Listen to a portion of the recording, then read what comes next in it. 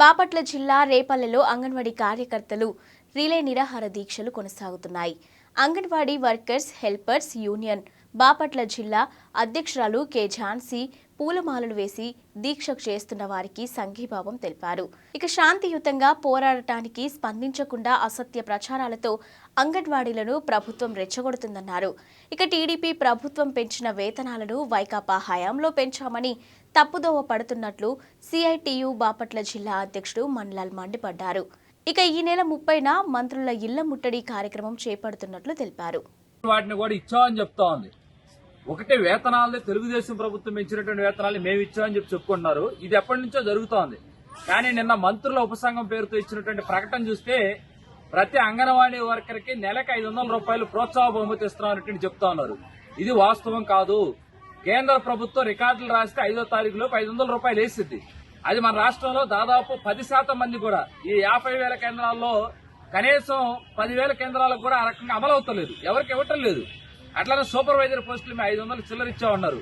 కేవలం 360 పోస్టులు మాత్రం వీళ్ళు ఇచ్చినటువంటి ఇంకొద్దిమంది పోస్టింగ్స్ ఇవ్వలేదు. ఎక్కడ ఇక్కడ ఉన్నటువంటి అంగన్వాడీ వర్కర్లు ఎవరైతే ఉన్నారో సీనియారిటీ పెరిగినటువంటి 50 ఏళ్లకు దగ్గరగా ఉన్నటువంటి సూపర్వైజర్ వర్కర్లకు ఎవరికి సూపర్వైజర్ పోస్టులు రాలేదు. ప్రభుత్వం ప్రకటన చేసే దాంట్లో కనీసం వాస్తవం ఉండాలి కదా. 3 జీవోలు ఇచ్చారు. ఒకటి 62 సంవత్సరాలది, అది కూడా ఈ సమ్మెలో కూర్చున్న తర్వాత. అట్లానే రెంటలు ఇచ్చారు. అట్లానే ₹1,00,000 చేశారు రిటైర్మెంట్ బెనిఫిట్ 50,000 దాన్ని, హెల్పర్కి 40,000 దాన్ని. కానీ మినీ వర్కర్ని మెయిన్ వర్కర్లుగా మేము చేస్తామని చెప్పినటువంటి జీవోను కూడా స్పష్టంగా ఇవ్వలేదు. జీవో కూడా. కానీ ప్రభుత్వం ఇన్ని అబద్దాలు ప్రచారం చేయటువంటి దారుణం.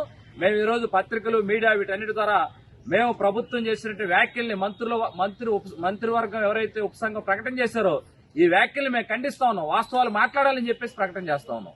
అంగన్వాడీల సమ్మె ఈ రోజు 18వ రోజు చేరుకుంది. ఈ రోజు రిలే ఫాస్ట్ లో కూర్చున్నారు.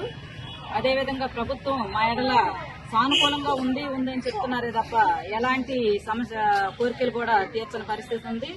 ఫేక్ న్యూస్లు పంపిస్తున్నారు. మేము ఆ కోరికలు తెచ్చాము, ఈ కోరికలు తెచ్చామని, మినీ సెంటర్లు మెయిన్ సెంటర్లుగా చేశామని చెప్పేసి, మేము అద్దులు ఇస్తున్నామని చెప్పేసి, టీఏ బిల్స్ పంపిణీ చేశామని చెప్పేసి అనేక రకాలైన వాస్తవాలు అవాస్తవాలుగా చిత్రీకరిస్తూ చెప్తున్నారు.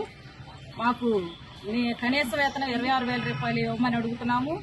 గ్రాట్యుటీ అమలు చేయమని అడుగుతున్నాము. అట్లాగే మినీ సెంటర్లు మెయిన్ సెంటర్లు చేయమని అడుగుతున్నాము. రిటైర్మెంట్ బెనిఫిట్స్ ఇవ్వమని అడుగుతున్నాము. దానికి తోడు పెన్షన్ సౌకర్యం కూడా కల్పించమనేసి ప్రభుత్వాన్ని అడగటం జరుగుతుంది.